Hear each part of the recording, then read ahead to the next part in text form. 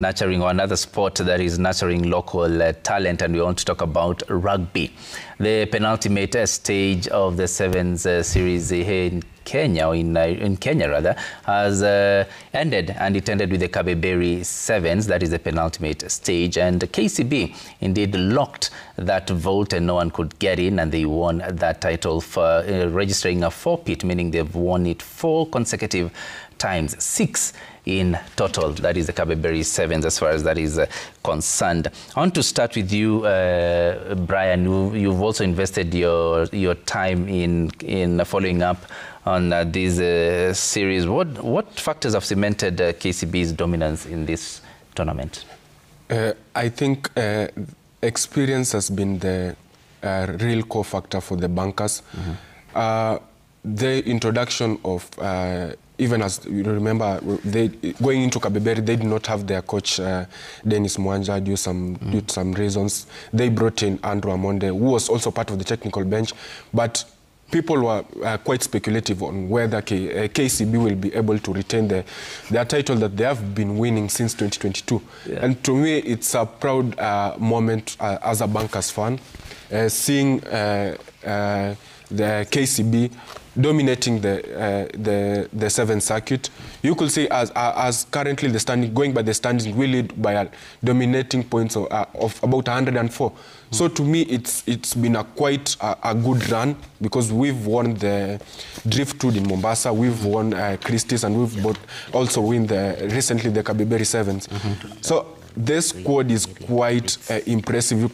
Going into Kabeberi, they did not have the likes of the Shujaa captain George Oro, who did not play, but the leadership and the mantra brought in by Bob Muhati has been really instrumental.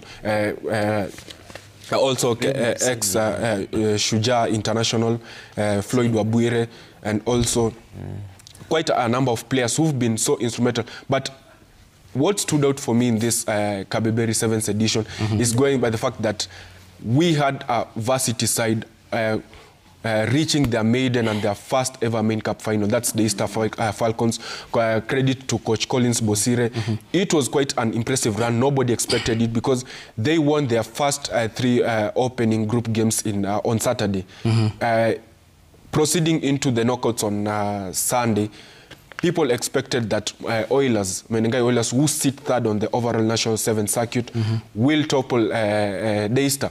But to rude shock to everyone, they toppled Oilers. They went on to wipe out the Strathmore Leos in the semi-finals and go into the final. They did not win, but it was an inspiration from one Patrick Odongo. The speedster, he was like everything he touches turns to gold. Yeah, he was in. Months ago, he competed in the Indian Premier League alongside Kevin Wekesa. He went on to the Monaco Sevens, an invitational tournament. Went there, won 2 legs, came back with Daystar, inspired them to the final. It was such an inspiring run for the Falcons, and moving into Dala, of course, everything is wrapped up. KCB only need a quarter-final finish in Dala to clinch the overall 7th circuit. That 4 points or so? Yeah. So, but what I would just, by finishing, what I'll just finish to cement my point is that they're going forward into the organization of this tournament. It should be quite some impressive, because I think compared to the other legs before, the Kenya Rugby Union and the host clubs which host these circuits should be able to do some an exciting tournament that thrills fans and also brings positive both on the organizers and players' fans. I will urge them to draw an experience from the Nondis, who hosted the Rough and Tough Sevens invitational tournament back in June or July, if not so. The level of organization was seen, and I will urge the players' welfare should come first. Everything that it's done, from the cash awarding to the winners, to also the ladies circuits, and also the age grid.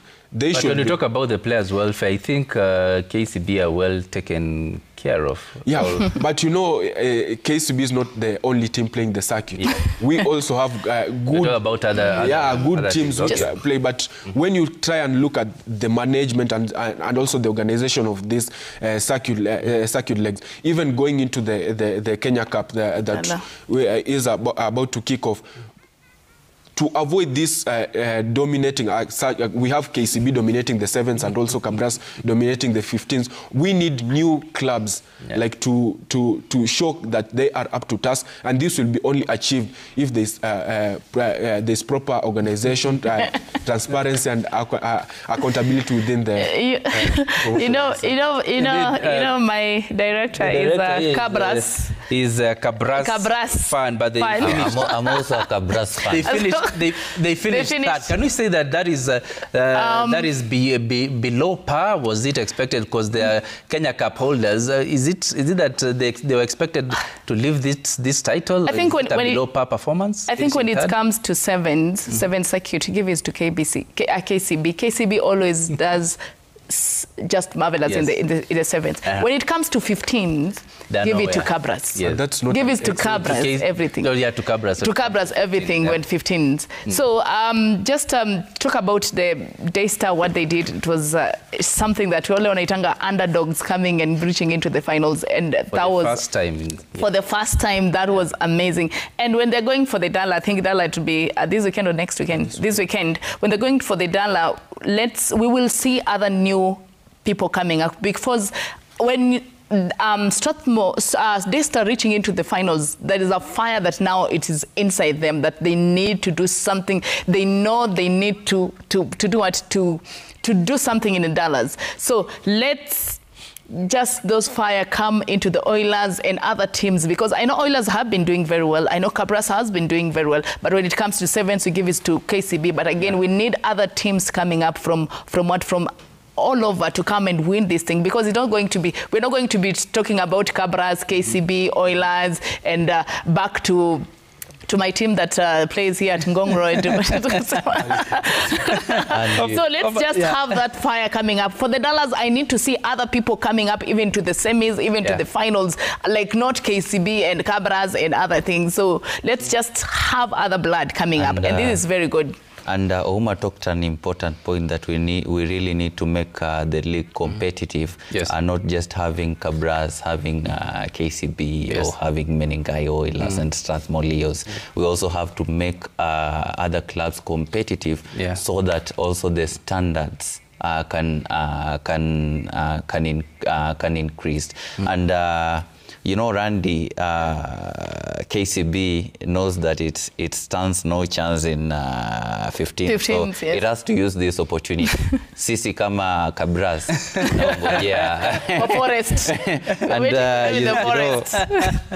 And Randy, as I finish, it will be suicidal if I don't, in 1 minute, maybe talk about the World Championship that is coming up, the squad. You're going back to the athletics. Yeah, Korir was just here, and he mentioned about going for the medals. And I look at the squad that we have. We have a competitive squad. We have both experienced and young squad. And when you look at my worries, is mainly in 10,000 meters men. 10,000 meters men. 24 years since we took gold, and we have Ethiopia dominating. And when you look at the Ugandan,